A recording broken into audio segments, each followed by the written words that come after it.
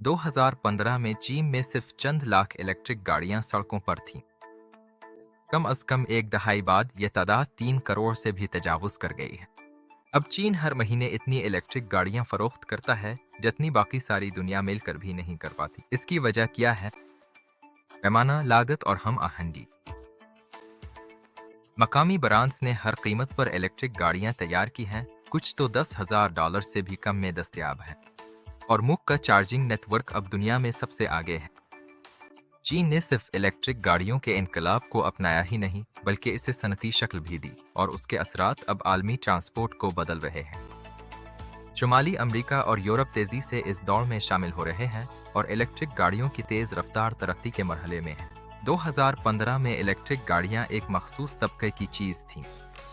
2024 तक उन दोनों खतों में इलेक्ट्रिक गाड़ियों की मजमूई तादाद 2 करोड़ से तजावुज कर चुकी है। यूरोप में इंजन वाली गाड़ियों का खात्मा, अमेरिका का इन्फ्लेशन रिडक्शन एक्ट और बैटरी फैक्ट्रियों में रिकॉर्ड सरमायाकारी, ये सब चीन के साथ फर्क को कम कर रहे हैं। चार्जिंग इंफ्रास्ट्रक्चर तेजी से फैल रहा है और पहली बार इलेक्ट्रिक गाड़ियां पेट्रोल गाड़ियों के बराबर कीमत पर आ रही है। पैगाम बिल्कुल वाज़ेह है।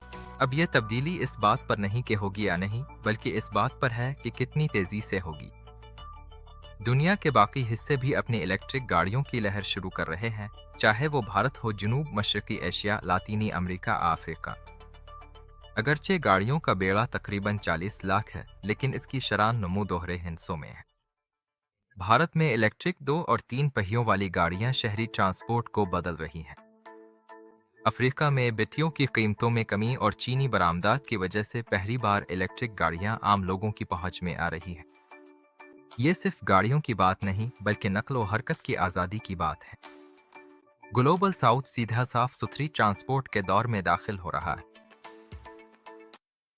ये है फ्यूचर कीपर्स न्यूज़, आपका जरिया उम्मीद और मालूमात का।